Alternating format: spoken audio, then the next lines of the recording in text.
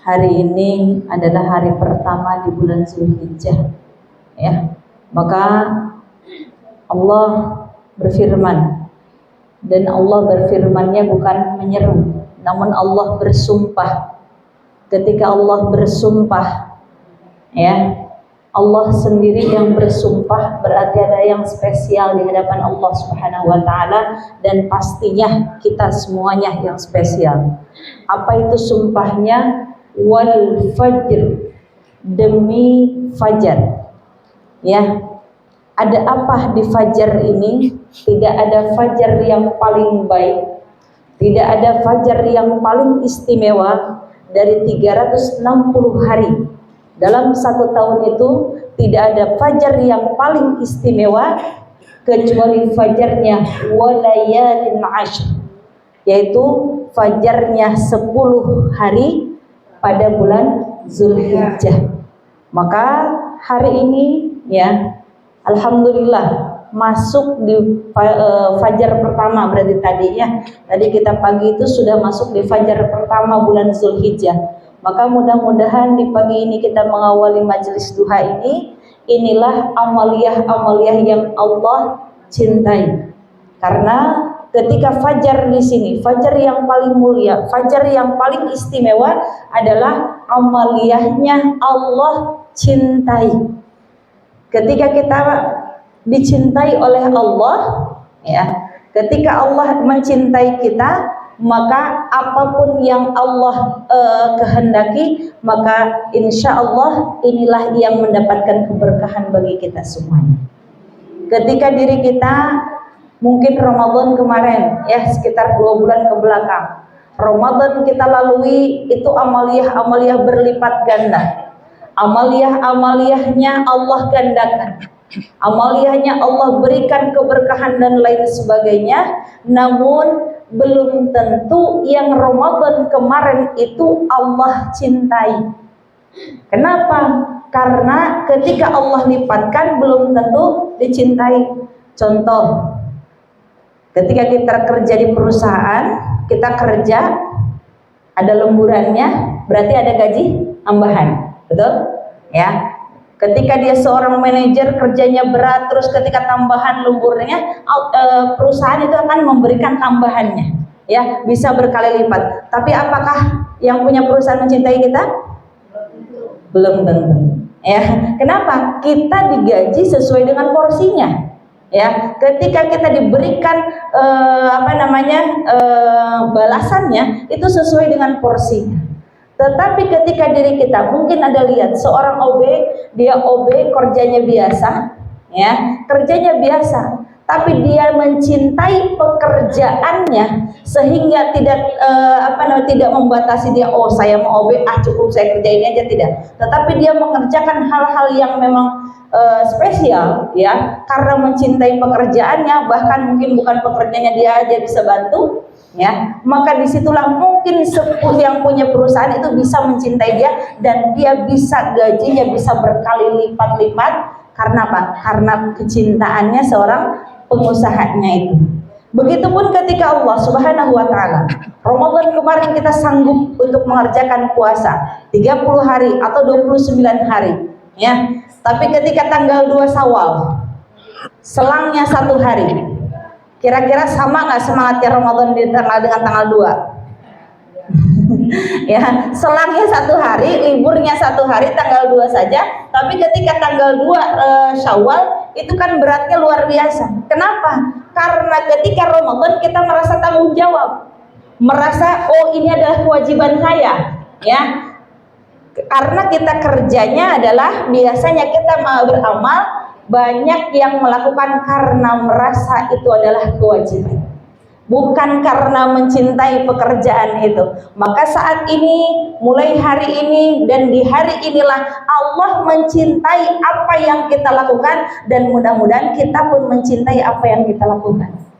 Ya, ketika diri kita, insya Allah saat diri kita mencintai apa yang kita lakukan, apapun amaliyah itu, mulai dari puasanya, mulai dari sholat malamnya, mulai dari duhanya dan lain sebagainya, bahkan majelis talim dan lain sebagainya, Inilah mudah-mudahan wasilah 10 hari ini Allah turunkan rahmatnya, Allah turunkan kasih sayangnya kepada kita, maka insya Allah mudah-mudahan Allah balasannya dengan yudha'ifu liman yasha, Allah bisa lipat gandakan sesuai dengan Allah yang kehendaki. Amin ya Allah ya rabbal alamin. Ya, karena dalam hadis Rasulullah SAW, Rasul mengatakan tidak ada amalan yang paling Allah cintai kecuali amaliyah yang dilakukan pada 10 hari pertama di bulan Zulhijjah. Ya, maka silahkan yang sanggup puasa, yang sanggup sodakohnya tingkatkan, yang sanggup sholat malamnya, zikirnya dan lain sebagainya kita tingkatkan. Karena ketika bulan Zulhijjah ini adalah amaliyah yang sunnah, amaliyah bukan kewajiban. Namun mudah-mudahan dengan kita karena mencintainya, insya Allah Allah pun turunkan rahmatnya kepada kita semuanya. Amin ya Allah ya rabbal alamin. Bapak Ibu hadirin jemaah sekalian, terkait walayalin asyr dan 10 malam di antara malam-malam yang kita miliki, itu ada 10 fajar terbaik, yakni fajar di sini bermakna sebelum subuh. Kira-kira mohon maaf, adakah yang istiqomah dan ikhlas melaksanakan sholat fajar? Oh, usah dijawab itu. Kayak tawadu semua gitu ya. Ya, jangan kelihatan sama orang, jangan kedengaran sama orang katanya. Nah, andaikan kita memelihara sholat fajar. Apa itu sholat fajar? Mohon maaf, berhubung saya dididik di Pondok Pesantren Tasikmalaya, yang Pondok Pesantren Tasikmalaya itu mengartikan qobliyah subuh itu fajar. Maka di Pondok Pesantren tersebut tidak dilaksanakan qobliyah subuh. Loh, nah ongkoh belajar amaliyah ditingkatkan, zikir ditingkatkan, tapi tidak melaksanakan qobliyah subuh. Ya karena melaksanakannya sholat fajar. Sama enggak? Sama. Jadi niatnya bukan usolli sunnatan subhi qobliyatan, tidak, tapi usolli sunnatal fajri. Usolli sunnatal fajri rakaataini lillahi ta'ala. Ibu dengar dari awal sampai akhir, para kiai asatid manapun yang berafiliasi ke pondok pesantren tersebut tidak pernah melaksanakan sholat qobliyah subuh karena dinamakannya sholat fajar. Berdasarkan hadis Kangjeng Nabi, sholatul fajri rakaataini qoblal fajri khairum minad dunya wa ma fiha. Melaksanakan sholat qobliyah subuh atau sholat fajar 2 rakaat itu bukan sebanding, tapi khairum minad dunya wa ma fiha, jauh lebih dahsyat ketimbang dunia dan istrinya. Sekarang yang paling kaya di dunia dikabarkan siapa? Siapa? Oh, katakanlah Bill Gates ya. Bill Gates itu kekayaannya 7.000 triliun. Tapi ada yang lebih kaya lagi dari Bill Gates. Siapa? Steve Jobs. Steve Jobs itu sampai 9.000 triliun. Itu kaya apa kaya banget? Kaya banget gitu ya. Wah, luar biasa. Tapi masih kalah dengan siapa yang paling kaya yang namanya tertulis sampai saat ini di Bank Arab Saudi? Siapa? Salman bin Bas. Belum. Siapa? Sayyidina Utsman bin Affan. Kalau kekayaan Bill Gates itu orangnya masih hidup dan kekayaannya tidak seberapa. Ayat tadi kekayaannya berapa? 7.000 triliun. Kalau Steve Jobs 9.000 triliun. Kalau Sayyidina Utsman bin Affan berapa? 75 triliun. 75.000 triliun. Itu kebangetan kayanya apa? Luar biasa kaya. Luar biasa kaya. Tapi hebatnya ibu nih.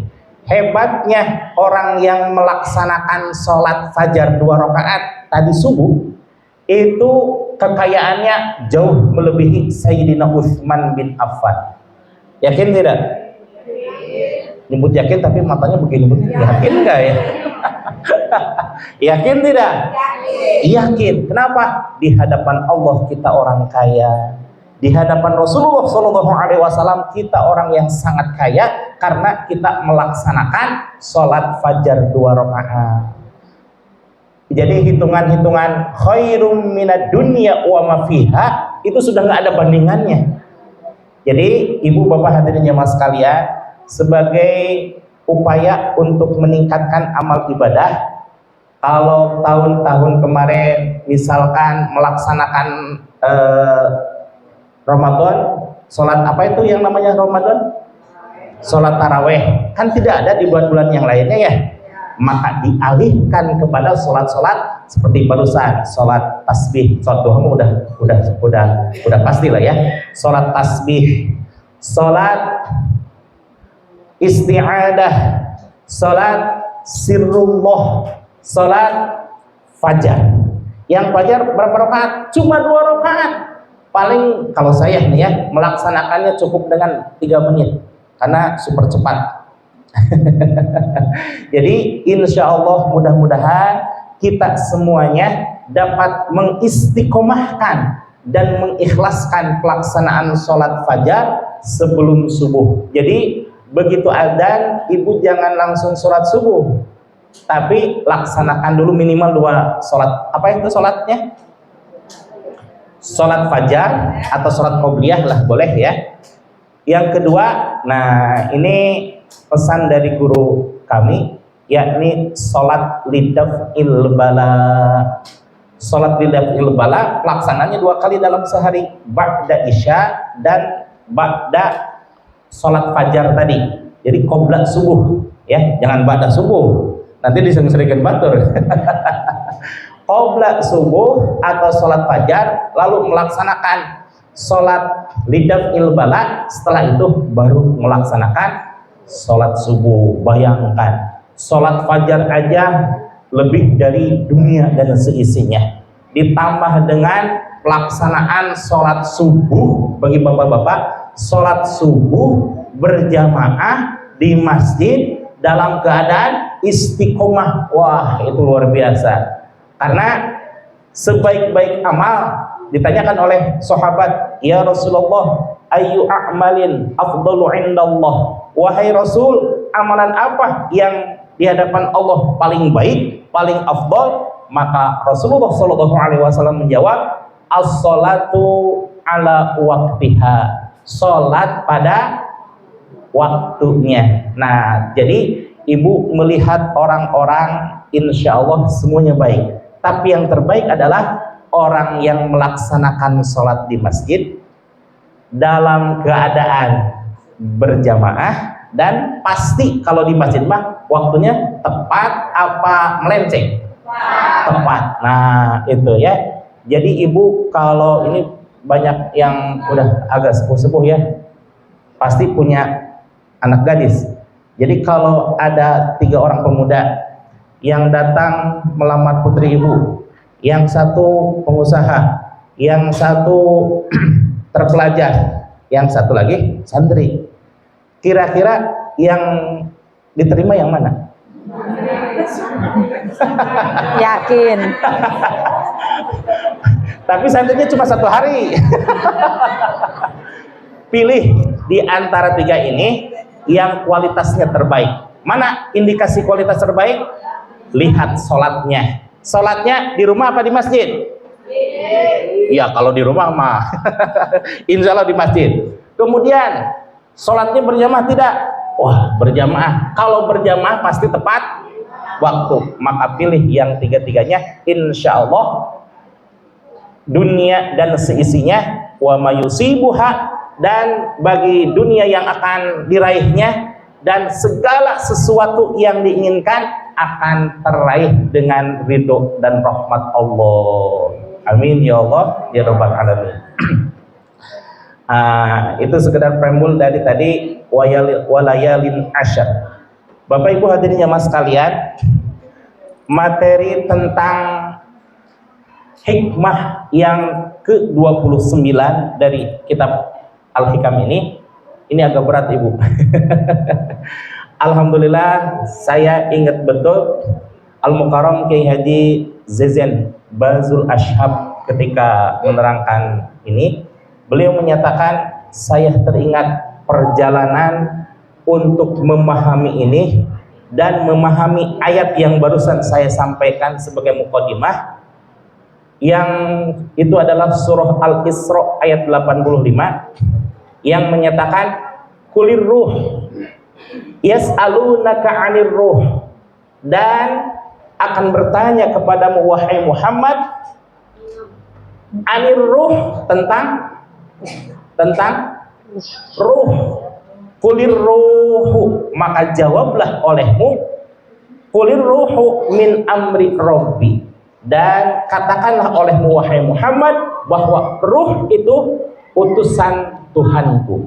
Wa ma utitum minal ilmi illa qalila, dan tidaklah aku berikan ilmu kepadamu kecuali sedikit. Nah, perhatikan Bapak Ibu hadirin jamaah sekalian, jangan terjebak pada letterlet, pada terjemahan. Kenapa? Di balik terjemahan ternyata ada makna yang tersirat. Contoh, kalau kita memahami lafaz hadis, dalam hadis dikatakan al-ma'u minal ma'i. Dalam bahasa Arab ma'un, al-ma'u itu air, min itu dari. Sedikit belajar tentang terjemahan hadis ya. Al-ma'u minal ma'i. Jadi kira-kira terjemahannya apa? Ya, al-ma'u minal ma'i. Jadi terjemahannya air dari air. Ya, kalau terjemahan betul seperti itu, tapi maknanya subhanallah jauh lebih dahsyat daripada itu. Al-ma'u, adapun mengalirkan air ke seluruh tubuh, minal ma'i, dari sebab akibat memancarnya air mani. Ya, kalau seperti itu dipahaminya bisa langsung dipahami tidak? Maknanya bisa langsung dipahami tidak? Pahami. Al-ma'u minal ma'i, mengalirkan air ke seluruh tubuh itu disebabkan oleh memancarnya air mani. Jadi bukan al-ma'u minal ma'i. Ma'u ini artinya apa? Oh, ternyata ada makna khusus. Itulah dari penerapan makna itu lebih dahsyat daripada sekedar terjemahan. Maka wa ma utitum minal ilmi illa qalila. Di dalam lafaz wa ma utitum minal ilmi illa qalila banyak yang menyalahartikan. Kenapa? Ketika ditanyakan tentang ruh, nanya ke profesor, bagaimana itu tentang ruh? Tong nanya ke akang mah ini terkait dengan bahwa wa ma utitum minal ilmi illa qalila. Tidaklah engkau diberikan suatu ilmu kecuali sedikit, apalagi tentang ruh katanya. Nanya lagi ke profesor doktor yang lain. Profesor, bagaimana ini tentang ruh? Katanya, jangankan kita, Nabi Muhammad saja dikatakan oleh Allah, kulir ruh min amri rabbi. Katakanlah oleh wahai Muhammad bahwa ruh itu adalah urusan Allah Subhanahu wa taala. Jadi ruh urusan kita bukan? Bukan. Kita berhak mengetahuinya tidak? Tidak, ini dia. Ini sama persis yang dialami oleh Kiai Haji Zain Bazul Ashhab ketika meneliti tentang surah Al-Isra ayat 85. Setiap jawaban, entah itu profesor, entah itu kiai, entah itu asatid, entah itu alim ulama, sama, hampir sama jawabannya, bahwa kita mah jangan terlalu neko-neko katanya. Kita mah hanya manusia biasa, ruh itu urusan Allah. Nah, ternyata masih belum puas juga Ajengan JZ, datanglah ke sebuah pesantren di Tasikmalaya. Ternyata jawabannya simple. Jawabannya ajengan, kata pangersa Abah, untuk jawaban itu nih kitabnya katanya. Ini kitabnya, kalau sudah dipahami silahkan terjemahkan dan sebarkan kepada umat, kepada penjamaah katanya. Setelah dibuka, subhanallah, ternyata luar biasa ya. Maka Ajengan Zezen sampai 10 tahun untuk mencari wa ma utitum minal ilmi illa qalila ini dikaitkan dengan ruh. Ternyata jawabannya luar biasa, bahwa ruh itu urusan, memang urusan Allah, tapi bukan berarti tidak semua orang tidak mengetahui tentang ruh. Kira-kira ada nggak yang mengetahui tentang ruh? Ada nggak? Ada. Siapa itu? Siapa? Di antaranya guru mursyid. Dan Ajengan Jajan juga sudah mengetahui bahwa Syekh Ibnu Qayyim Al-Jauzai mengarang sebuah kitab yang namanya Ar-Ruh, Ruh. Tapi isinya, kata beliau, terlalu jelimet katanya. Lalu ketika disodorkan oleh pangarsa Abah satu kitab yang namanya Sirrul Asrar, ketika bab 1 dan jawabannya alhamdulillah sudah mencukupi katanya. Nah, ini terkait hikmah nomor 29 ini terkait surah Al-Isra ayat 85. Syekh Ibnu Athaillah menyatakan syatani. Nih kering.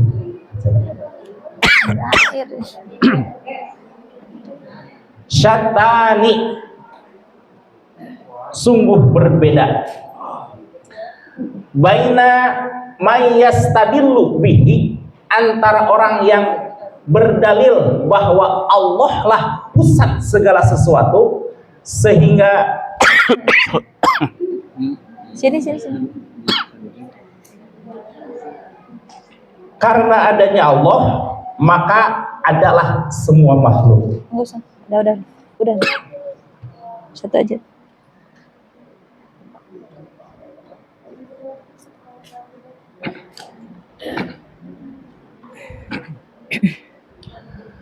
Wa baina may yastadillu alaihi, dan orang yang berpendapat bahwa dengan adanya makhluk ini, maka adanya itu menandakan adanya Allah. Memang bedanya sedikit ya. Yang satu menjadi pusat perhatian adalah Allah, yang satu pusat perhatiannya adalah makhluk.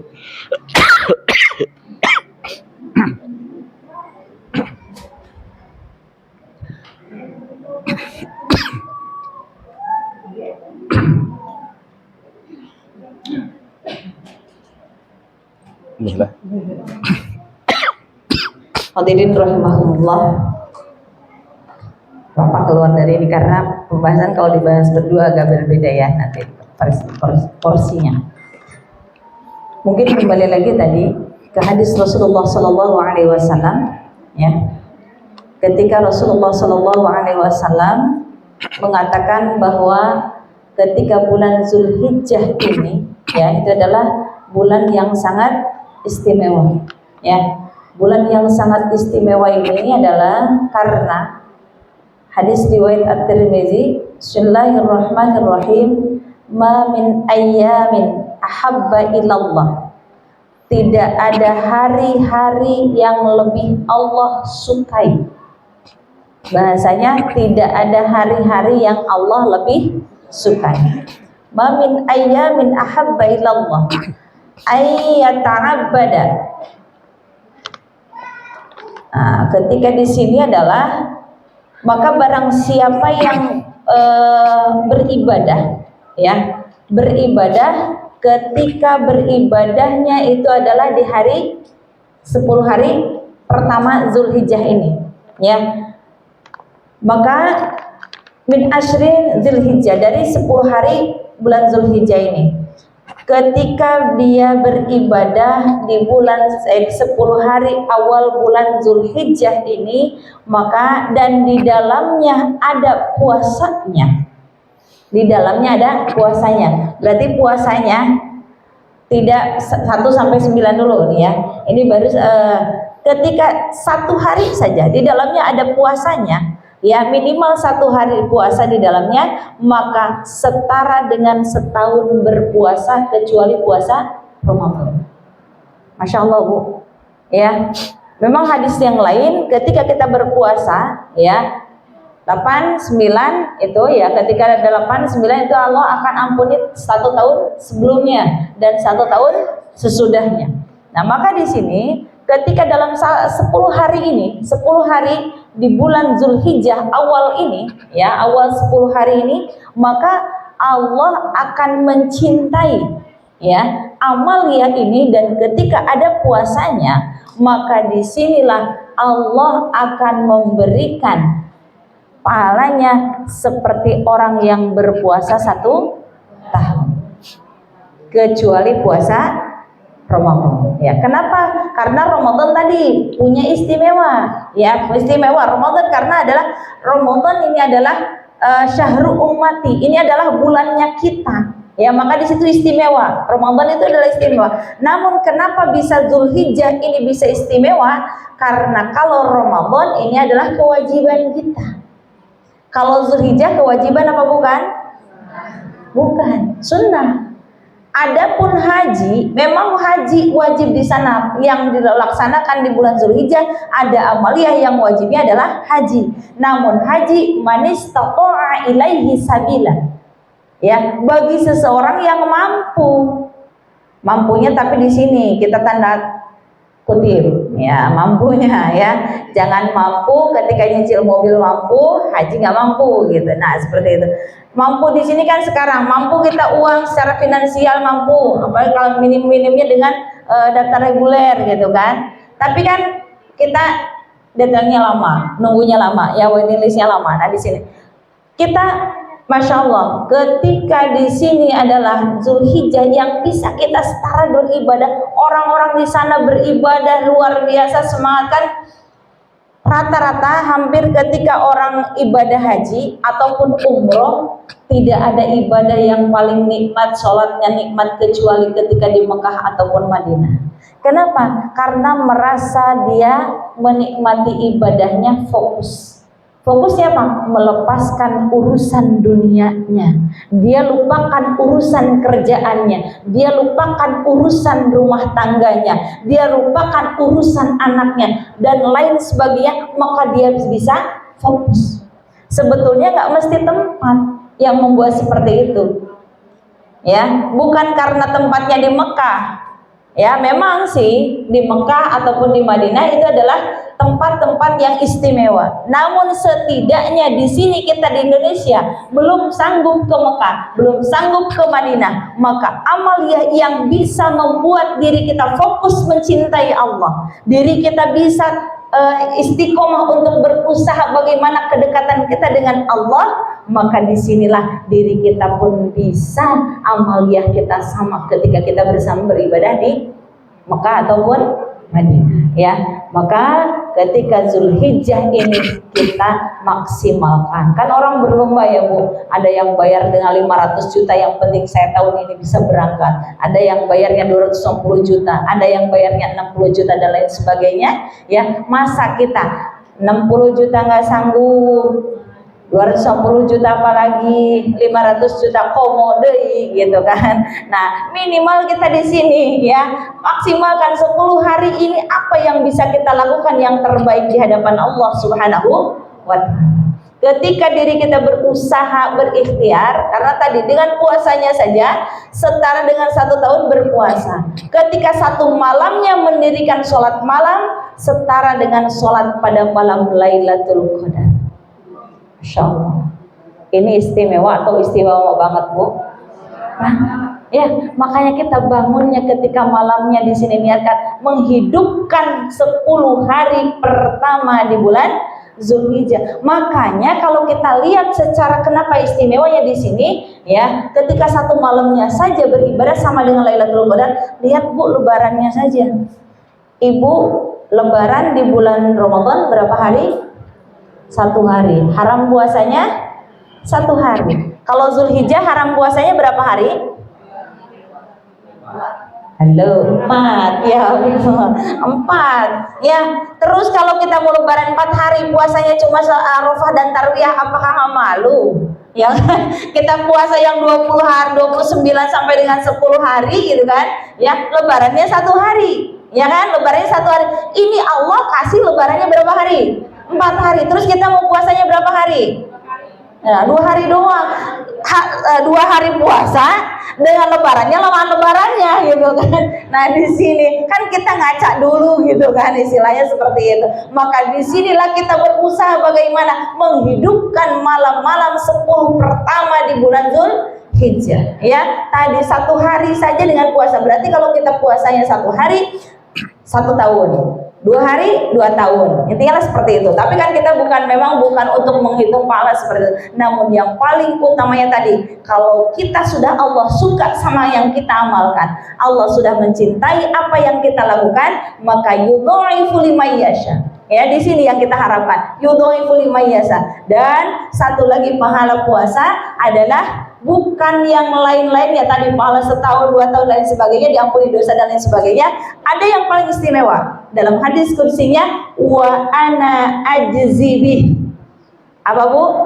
Wa ana ajzibih. Puasa itu untukku, wa ana ajzibih, dan aku yang berhak memberi balasannya, memberikan balasannya. Masya Allah, kalau Allah yang berhak, Allah tidak mau memberikannya, kenapa? Ada sesuatu yang istimewa.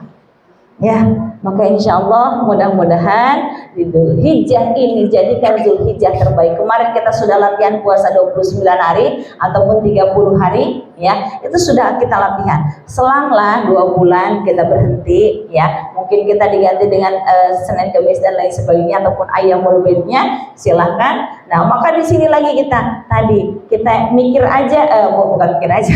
Maksudnya ketika kita berpikir saja gitu ya, ketika kita berpikir, oh iya ya, lebaran 4 hari mau ngapain gitu ya, Allah haramkan puasa, berarti ada yang istimewa dong gitu ya. Masa iya kita puasanya cuma 1 hari gitu, ataupun 2 hari gitu kan, biasanya kan tarwiyah dengan Arafah, yang paling semangat kan itu ya, tarwiyah dan Arafahnya gitu ya.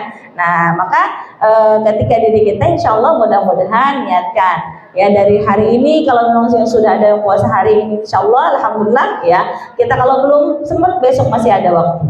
Besoknya lagi hari Senin mulai lagi ya, dan lain sebagainya. Maka ikhtiarkan apa yang menjadi amaliyah kita spesial ya di hadapan Allah Subhanahu wa ta'ala. Karena kalau kayak sedekah ya, sedekah itu kan ada balasannya ya, 1 dikali 100, 1 dikali 1000 dan lain sebagainya ya. Tetapi kalau puasa memang ada balasan ABC-nya, tapi ada yang paling spesial di hadapan Allah Subhanahu wa ta'ala, itu yang Allah rahasiakan, wa ana ajzibi. Ini pegangan kita ya. Allah langsung yang akan memberikannya balasannya, dan itu tidak akan dikasih tahu. Nanti mudah-mudahan celengan kita ketika nanti di padang mahsyar, ini loh pahala puasamu, wa ana azibi, aku berikan untukmu. Amin ya Allah ya Rabbal alamin. Bapak Ibu hadirin jemaah sekalian, ketika pengarsa Abah memberikan kitab tersebut kepada Ajengan ZZ, di dalam bab 1 ada hadis Kangjeng Nabi Muhammad SAW. Bagaimana ungkapan hadis Kangjeng Nabi ini? Diriwayatkan oleh Abu Dawud, rawahu Abu Dawud, bahwa Kangjeng Nabi Muhammad SAW menyatakan, awwalu ma khalaqallahu awwalu ma khalaqallahu ruhi, bahwa yang pertama kali Allah ciptakan adalah ruhku, kata Kanjeng Nabi. Wa awwalu ma khalaqallahu nuri, dan yang pertama kali diciptakan oleh Allah adalah nur, cahayaku, kata Allah. Wa awwalu ma khalaqallahu al-qalam, dan yang pertama kali diciptakan oleh Allah adalah qalam. Wa awwalu ma khalaqallahu al-aqlu, yaitu akal. Di dalam kitab tersebut disyarahi oleh Syekh Abdul Qadir Al-Jailani, wal muradu minha, dan yang dimaksud dengan keseluruhan dari itu, yang pertama kali Allah ciptakan adalah apa tadi? Ruh. Yang pertama kali Allah ciptakan adalah nur. Yang pertama kali Allah ciptakan adalah qalam. Yang pertama kali Allah ciptakan adalah akal. Wahidun syai'un wahidun, itu adalah perkara satu, yakni haqiqatu Muhammadi. Apa katanya? Hakikat Muhammadi, bukan Muhammadiyah, bukan ya. Tapi ini adalah sesuatu yang terkait dengan diri dan ruh Rasulullah Shallallahu Alaihi Wasallam. Ya, bahwa di dalam hadis qudsi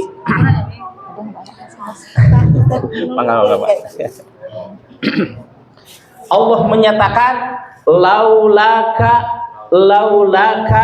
lamma khalaqtul aflaq, kalau bukan karena engkau wahai Muhammad, niscaya aflaq, seluruh alam ini tidaklah aku ciptakan. Munta aya anjeun makhluk moal dijieun makhluk munta aya anjeun. Naon cenah kayak terjemahanna kayak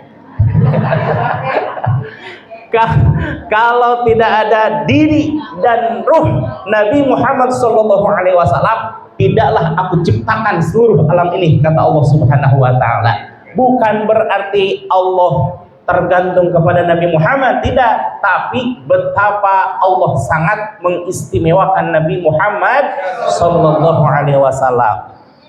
Bahwa manusia pertama siapa, Ibu? Nabi Adam alaihissalam. Bahwa ruhaniyah pertama siapa, Ibu? Baru juga dibahas ya. Nabi Adam alaihissalam diciptakan pertama kali secara basyariah, secara jasadnya, secara lahiriahnya. Tapi jauh sebelum itu, sebelum para malaikat, sebelum arsy diciptakan, sebelum segala sesuatu, semuanya hening kecuali Allah menciptakan haqiqatu Muhammadiyah, yang terdiri dari ruh Nabi Muhammad, terdiri dari nur Nabi Muhammad, terdiri dari akal Nabi Muhammad, terdiri dari qalam, yang semuanya itu tadi disebut sebagai apa? Haqiqatu Muhammadi. Nah, subhanallah Ibu ya. Jadi tentang urusan ruh, ternyata itu bukan urusan kita, yang kita seolah-olah tidak boleh untuk mengetahuinya. Ada mengetahui. Yang paham tentang ilmu matematika siapa? Guru matematika. Yang paham tentang ilmu hadis siapa? Guru hadis. Yang paham tentang ilmu tafsir siapa? Guru tafsir. Tapi bolehkah saya yang pecelket ini, yang tidak tahu apa-apa, yang sebegini, yang begini adanya, bolehkah saya mengetahui ilmu tafsir? Bolehkah saya mengetahui ilmu hadis? Bolehkah saya mengetahui ruh? Terjebak. Boleh Ibu. Apa yang disampaikan kepada Kangjeng Nabi Muhammad SAW itu adalah hak kita, karena Kangjeng Nabi Muhammad dan seluruh para nabi dan rasul itu memiliki sifat 4 sifat yang wajib ada di dalam diri Rasul. Pertama, sifat sidik, selalu benar ucapan, perbuatan, dan tingkah lakunya. Yang kedua, amanah, yaitu dapat dipercaya bahwa Allah menitipkan segala sesuatu pasti akan dijaganya. Yang ketiga, tablignya itu loh ya, tablig. Tiga dulu, patonah dulu ya, sangat cerdas. Yang keempat, tablig, jadi apa yang diajarkan Allah kepada Nabi Muhammad diajarkan lagi kepada umatnya, diajarkan salah satunya. Nah ini ibu, salah satunya ilmu ruh, bahwa tidak semua orang memang mengetahui ruh, tapi ada beberapa orang yang Allah istimewakan untuk mengetahui ruh. Salah satunya adalah guru mursyid, salah satunya adalah Syekh Abdul Qadir Al-Jailani, yang dengan perantaraan wasilah sirrul asrar yang diberikan oleh Pangersa Abah kepada Pangersa Ajengan Jejen, ternyata detik itu pula Pangersa Ajengan Jejen faham tentang ilmu ruh. Karena itu pula saya bertabaruk kepada Pangersa Abah, saya bertabaruk kepada Pangersa Ajengan Jejen, saya bertabaruk kepada Syekh Abdul Qadir Al-Jailani yang kitabnya sudah diijazahkan kepada saya. Maka saya baca di Masjid Jami Taman Cilengsi, yang alhamdulillah salah satu yang mengikuti menghadirinya adalah Al-Mukarram Bapak Syukri ini ya. Cuma udah ketinggalan Bapak. Pembahasan tentang ruh itu adalah di bab pertama dalam pembahasan Sirrul Asrar, yang sekarang itu sudah bab 3 ya. Tapi pembahasan satu bab lama banget, berbulan-bulan. Karena kita bukan mengejar khatamnya, tapi mengejar insya Allah mudah-mudahan faham, mudah-mudahan bisa difahami, dimengerti, dan diamalkan menjadi suatu ilmu yang kalau kita mengamalkan nih Bu, kita mengamalkan pertama ada kabar gembira dari Nabi Muhammad SAW, man alima ilma, barang siapa yang mengetahui suatu ilmu, wa amila, kemudian dia mengamalkan untuk dirinya sendiri, wa amala, dan mengajarkan kepada orang lain. Nah ini nih bonus reward dari Allah. Apa itu? Allamahullahul ilma ma lam ya'lam, maka Allah akan memberikan suatu ilmu, suatu pemahaman yang sebelumnya dia belum ketahui, tapi karena berkah dari mengamalkan ilmu itu, maka Allah berikan tambahan-tambahan ilmu yang sebelumnya belum diketahui. Subhanallah. Maka ibu, husnuzon saja kita kepada guru, kepada asatid, kepada dosen, dan siapapun yang mengajar. Kenapa? Semakin tua semakin menjadi tua, semakin tua semakin, nah ini dalam positif, boleh ya, boleh ya. Nah, semakin senior, kenapa para kiai, para ustadz, para guru, para dosen itu semakin pintar? Karena dipintarkan oleh Allah, karena dia mengamalkan ilmunya dan mengajarkan kepada yang lain. Jadi yang pertama itu mengamalkan, baru mengajarkan. Dan mengajarkan itu ya, mengajarkan itu harus ilmu yang baru apa ilmu yang bekas? Bingung ini kebanyakan jawabannya kalau. Kalau kita sedekah nih kepada orang lain, taruhlah kita punya capaki 3 lah gitu ya. Ini yang diberikan kepada orang lain capaki 3 yang baru apa yang bekas? Baru. Ya? Yang baru. 100% betul. Kemudian kalau kita memberikan ilmu itu harus yang bekas apa yang baru? Kenapa? Dari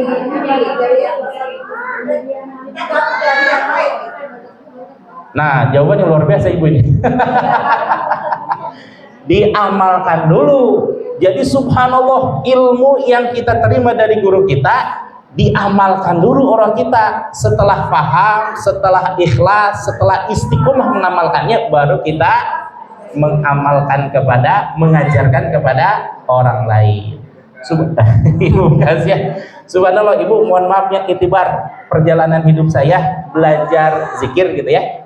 Saya menerima talqin zikir usia 10 tahun, tapi karena belum sah zikirnya, maka tajdidut talqin usia 12 tahun, sampai sekarang usia 44 ya? 40 Pak. 32 tahun. 32 tahun baru mengajak bapak-bapak, ibu-ibu, hadirin sekalian untuk memahami tentang miftahus sudur, untuk memahami tentang sirrul asrar, untuk memahami tentang al-hikam dan mengamaliyahkannya melalui khotaman sepekan sekali. Itu baru kemarin-kemarin tahun 2012. Jadi saya memberikan ilmu baru apa ilmu bekas? Ilmu bekas. Bekas apa? Bekas diamalkan. Jadi alhamdulillah, insya Allah mudah-mudahan dengan literatur yang sudah disahkan dan diakui oleh para ulama-ulama seluruh dunia, dan juga amaliyah ini sudah dilaksanakan oleh dari kurun waktu yang lampau sejak zaman dulu kala. Mudah-mudahan dengan amaliyah, dengan ilmiah, kita semakin menjadi pribadi-pribadi yang diridhoi dan dicintai Allah. Amin ya Allah ya rabbal alamin. Alhamdulillah. Pada intinya adalah alhamdulillah ya, perjalanan majelis duha ini adalah bagaimana menutrisi ya, memberikan nutrisi untuk ruh ya. Karena kalau untuk jasad biasanya ya, banyaknya itu adalah ilmu kedokteran, olahraga yang baik, makan yang baik, ya makan yang teratur, makan yang sehat dan lain sebagainya, itu untuk sehat jasad dia ya. Namun ketika ketika perjalanan majelis duha ini adalah mudah-mudahan program ini Allah ridhoi karena kita berusaha bagaimana beribadah yang baik dan juga ruhnya pun baik ya, karena kesinambungan antara ilmu fardu kifayah, fardu ain, ilmu yang wajib dipelajari dan wajib diamalkan ini, maka mudah-mudahan kita berusaha untuk itu ya. Bagaimana dengan amaliyah-amaliyahnya ya? Amaliyah inilah yang bisa kita ikhtiarkan bagaimana ruh kita bisa diterima oleh Allah, bisa sampai dengan inna lillahi wa inna ilaihi raji'un. Ruh kita datangnya dari Allah, wa ilaihi raji'un, dan kembalinya kepada Allah. Kembalinya jangan sampai ditolak. Awalnya datangnya dalam keadaan suci, dalam keadaan bersih, dalam keadaan baik. Begitupun ketika kembali kepada Allah, ruh kita dalam keadaan suci, baik, dan dalam keadaan diterima dengan baik oleh Allah Subhanahu wa ta'ala. Ya, maka dengan berikhtiar cara bagaimana membersihkan hati, bagaimana mengamaliyahkan diri kita agar tidak tidak tergantung kepada manusia ya, maka diri kita inilah ikhtiar kita bagaimana senantiasa Allah mencintai dan meridhai kita semuanya. Amin ya Allah ya rabbal alamin ya. Mudah-mudahan, nah untuk pun amaliyah barangkali ya, yang ada yang belum tahu di majelis duha, mungkin kalau lingkungan sekitar sudah ada ya, kita di amaliyah itu memang yang kemarin sempat ikut ziarah ya, yang sempat ikut ziarah itu kita kan sempat ada talqin, ataupun yang kita kan MDC ini juga kita sempat ada talqin di Masjid Al-Muhajirin waktu itu ya, Muhajirin sektor 3. Nah barangkali bagaimana untuk penguatan amaliyah kita agar jangan sampai ketika sudah ditanam, cukup ditanam tapi kita tidak dicebor ya, tidak dicebur tuh apa? Tidak disiram, tidak agar biar tumbuh, tidak dipupuk gitu ya, tidak dipupuk ya. Agar dipupuk berarti harus diperhatikan tanaman kita. Maka insya Allah kita di Mushola Sunanul Huda itu ada amaliyahnya yang kemarin sudah ditalkinkan, yang sudah diajarkan, ditanamkan dikirnya, bagaimana dikir yang 2 ini sudah hidup, sudah ditanamkan agar semakin hidup, yaitu ketika hari Ahad ya, hari Ahad itu ada di Musola Sunanul Huda yang dekat rumah ya. Itu setiap pada maghrib itu kajiannya ada kajian dulu, kajiannya Miftahus Sudur.